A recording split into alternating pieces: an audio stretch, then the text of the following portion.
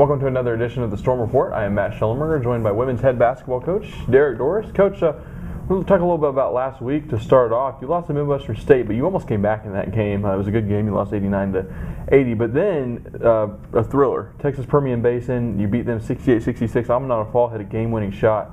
With only 5 seconds to play, they took a last-second heave. It fell short. What was that game like? Well, the game was exceptional, not only just because of the win, but you saw the maturation of the team right before your eyes. You're seeing this team grow up from night to night, and as in the case of any new team, it's going to take time. And so just as it did last year, and there's no exception to success. You've got to earn it, and sometimes earning that success means one night at a time. Coach, your team seems to be improving, though, right at the perfect time to open up conference play. You did have a tough game last night against UCO, but right. you put together a run there and almost were able to come back in that game as well before they pulled away at the end. But, Coach, you got a pretty good team in Arkansas Tech coming in. From Great American Conference, they come in at 3-0. Kara Neighbors averaging 16 points per game. Anna Lee Little, 19.7 points per game.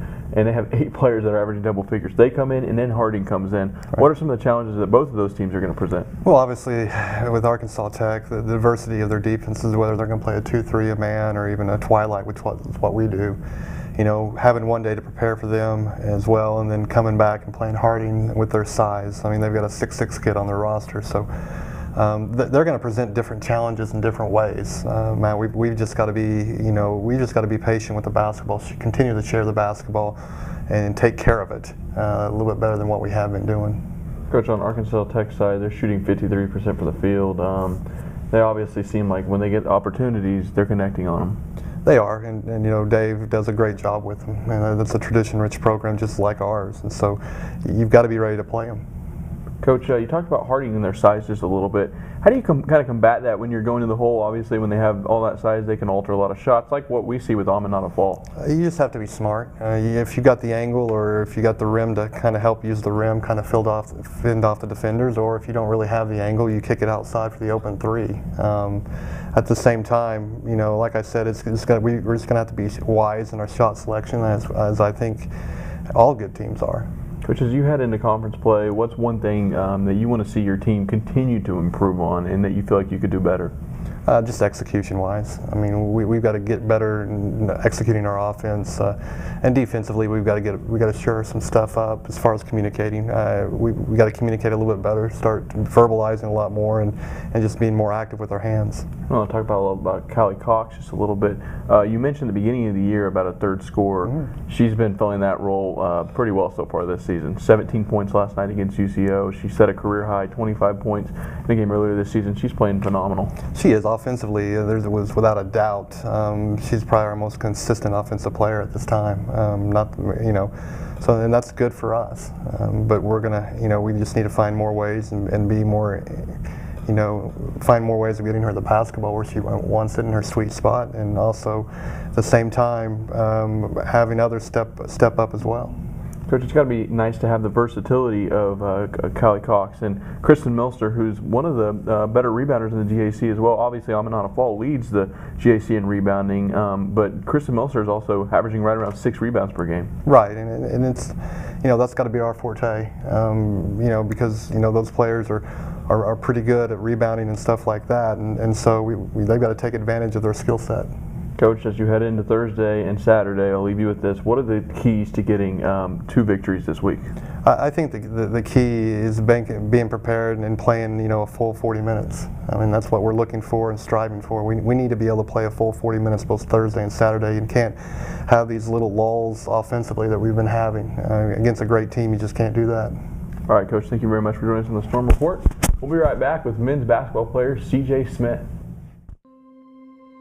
Being a front woman takes confidence, dedication, and more than a pinch of swagger.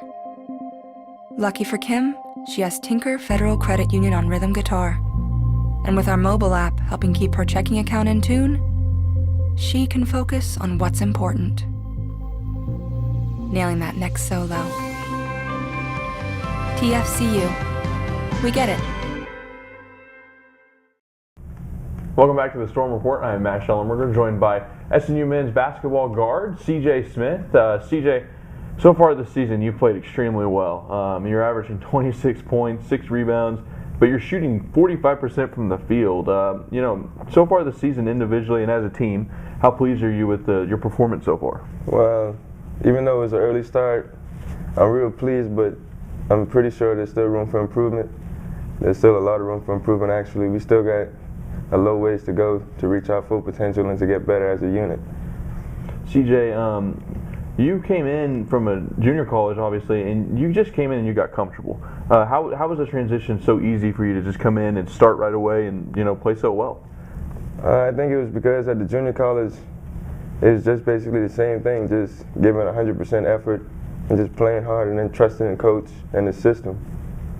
What is one thing that you guys seem to be improving week after week as a team? Like you said, you started off the exhibition against Southwest Christian. You guys played pretty well there. And then you lost a couple games, and then you just got on the winning track against UCO the other day. You guys seem to be improving. What is one thing that you guys can do to keep improving as a team? We could get better defensively as a unit, because we all know that defense wins games. And that's about it. Obviously, you start conference play this Thursday, Arkansas Tech and Harding. What are some of the challenges that those two teams are going to bring? Well, as far as I know Arkansas Tech, they're pretty big inside, pretty long, lengthy.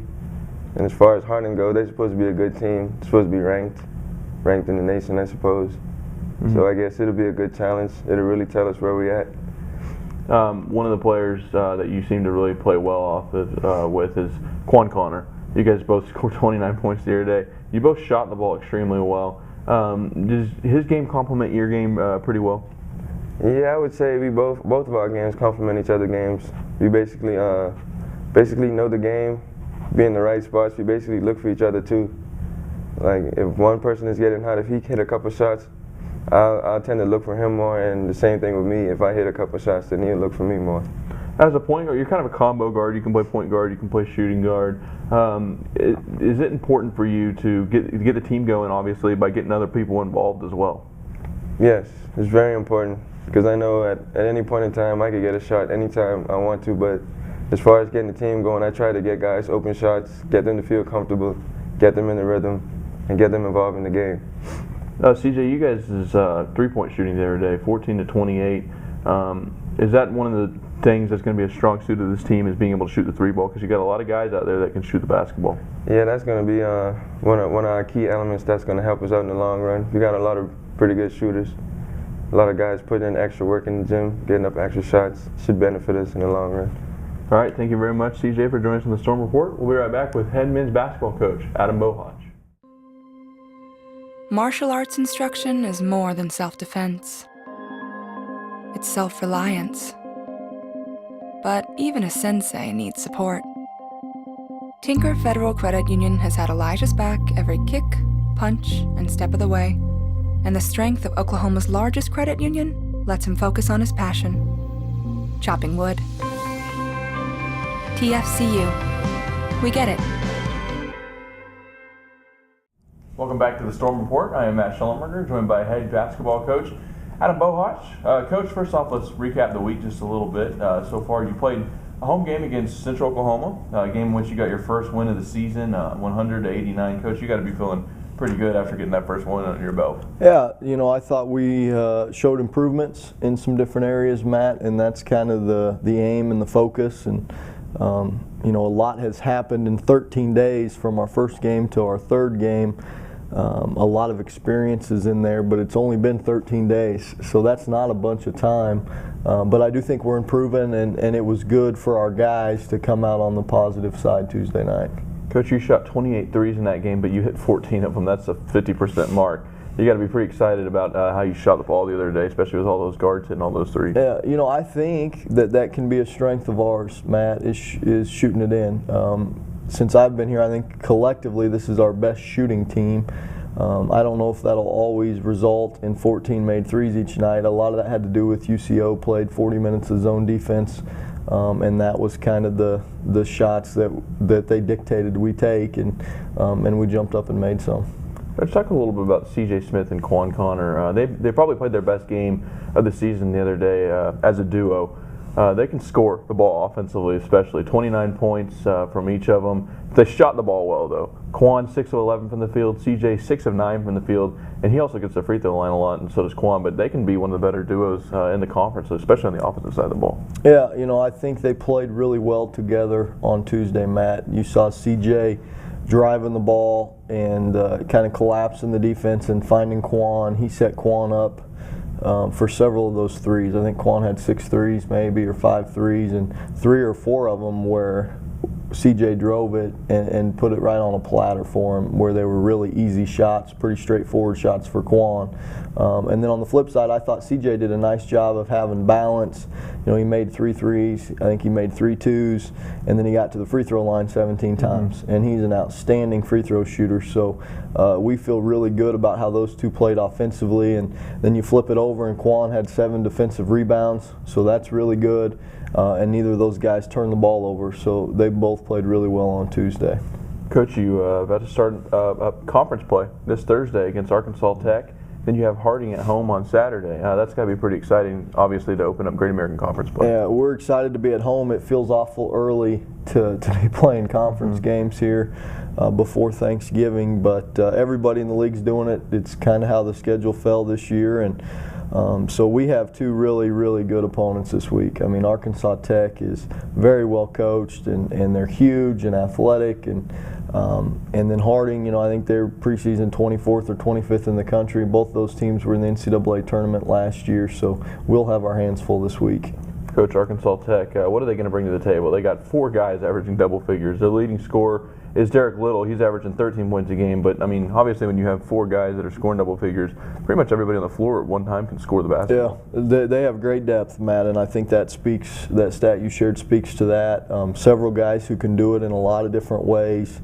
They've played a lot of zone defense so far, and they're just huge in their zone. They have the returning defensive player of the year who kind of anchors it in the middle, and then they're long and athletic, wiry at the guard spots and on the wings, and so there's not a lot of space out there when you look at that zone. And their defense kind of sets their offense, and they can get out the door and run it up your back pretty quick. And then they have some guys who are pretty dynamic off the bounce and can go get their own shot. And then when they miss, they're really good because they have several guys who can go get it off the offensive glass. So they attack you in a bunch of different ways. We'll have to be really strong defensively. One of the things that I noticed as a team, they're shooting 51% from the field. Are they getting a lot of looks inside the paint, or are they just getting, like you said, a lot of offensive rebounds and a lot of close shots? Yeah, it's a mixture. They're really well coached, and they run their stuff good. They put a lot of pressure on you off the dribble and kind of get you maybe not as aggressive as you'd like to be defensively, and so that thing gets right to the front of the rim. And again, if you miss the first one and you get an offensive rebound and put that back in, that's 50%. And that's probably the part that scares us. I wouldn't say the most, but it'll be a big factor is can we keep them off the backboards. Coach, what's one of the things you guys are going to have to improve on from last week to this week as you open up conference play? Yeah, we have to continue to find an identity, Matt, defensively. I mean, we haven't guarded anyone, in my opinion, through 3 games. We're trying, and we played a little zone, and that might have to be part of our arsenal going forward. I don't know. We're fouling entirely too much defensively, and so that's skewing the numbers a little bit in terms of stopping people. But that's something we've tried to spend some time on this week in preparation for these 2 teams, is just guarding a little bit better. All right, Coach. Thank you very much for joining us on the Storm Report. That'll do it for another edition. Be sure to join us next week as we recap this week's conference games and look ahead to the UCO game over Thanksgiving break.